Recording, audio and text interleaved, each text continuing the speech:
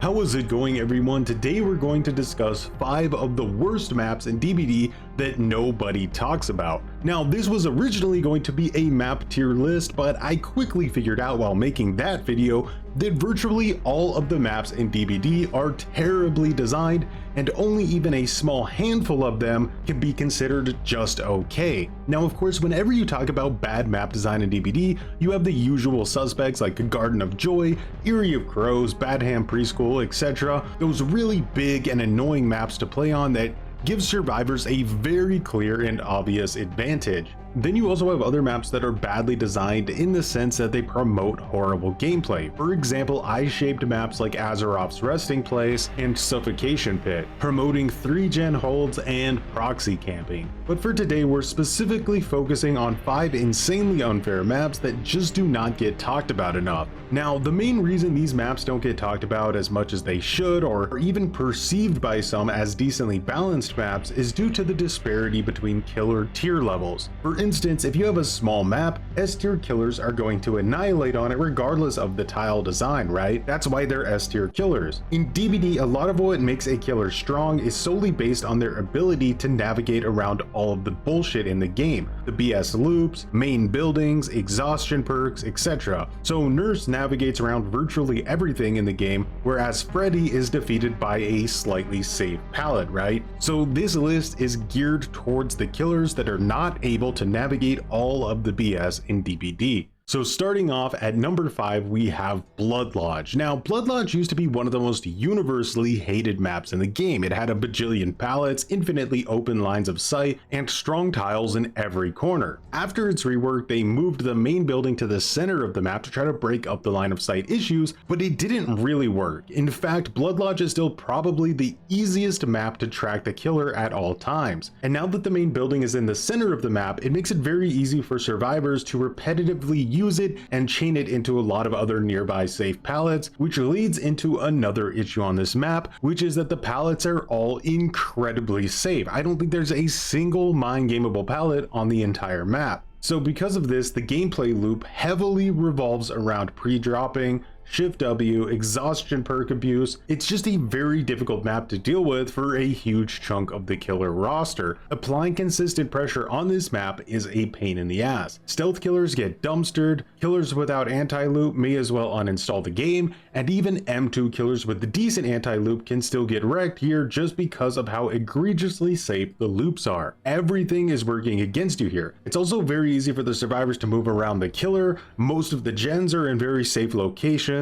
but overall, it's mainly just a map that's incredibly boring to lose on. And in number 4, things start to heat up. We have Torment Creek, which is the farm map with this dumbass building on it in case you weren't sure. Now, the farm maps for the most part are way better from a balance standpoint than they used to be, with the one major exception of Torment Creek. This map is bigger than Eyrie of the Crows, it's bigger than Mount Ormond, it's bigger than Garden of Joy, and it's nearly as big as the 2v8 version of Thompson's house. This map has a very annoying main building surrounded by pallets that, if used properly, can ruin the killer's life. It's got a killer's shack that can spawn with an extremely unfair tile right next to it to create quasi-infinites. It's got a cow tree loop, which is always fun to deal with, especially on a map the size of the moon. The gens are all incredibly spread out, making them nearly impossible to defend. It's just a real shitter of a map, and always the farm map I'm most afraid of playing by far. This outdated map is in desperate need of a trimming to its overall size. The main building needs to be toned down in terms of strength and reusability. Then maybe this map can be somewhat salvaged, but for now it's definitely one of the top 5 shitters that does not get talked about enough. Coming in at number 3, we have Father Campbell's Chicken Noodle Soup. This map has one, if not arguably the worst main building in the entire game to deal with for a huge portion of the killer roster.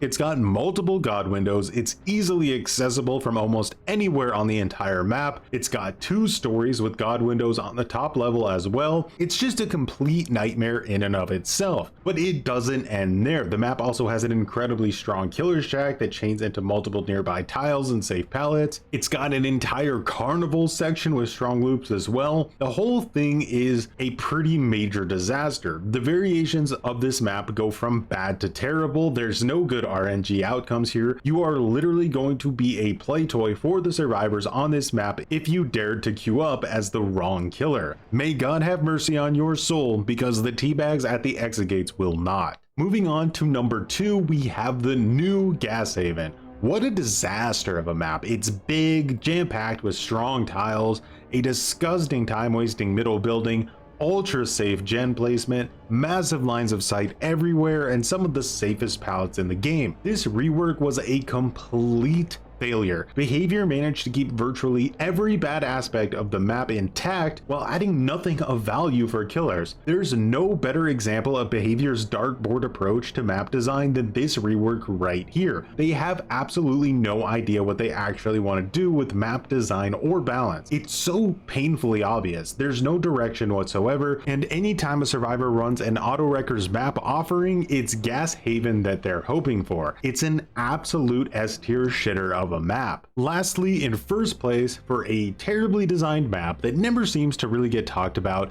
is Dead Dawg Saloon.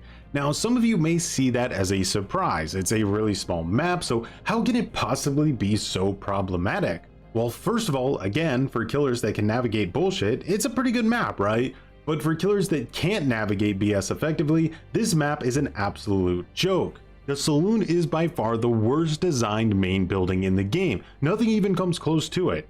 If you queued up as the wrong killer before a Dead Dogs match, you better hope the survivors don't even have half a peanut in between their ears, because if they do, you are screwed. The map is so small that the main building can be ran to in almost every chase, and a single bad chase in this main building can easily cost you the match. It's god window into god window into god window with absolutely zero mind games. And if any of the survivors have bounced landing, you may as well alt 4 and leave a nasty comment on their Steam profile, because it's over. This is DBD 2016 design at its max, and it's actually crazy that this has not been addressed yet. The Saloon itself needs a major rework with actual thought put into it. I guess good luck with that. I really hope going forward that there's way more criticism of this map. Dead Dawg Saloon is really a prime example of the separation between higher tier and lower tier killers. Every flaw becomes painfully obvious. Now, I guess you can always hold a 3-gen on the west side of the map, but that can easily turn into a nightmarish boring stalemate.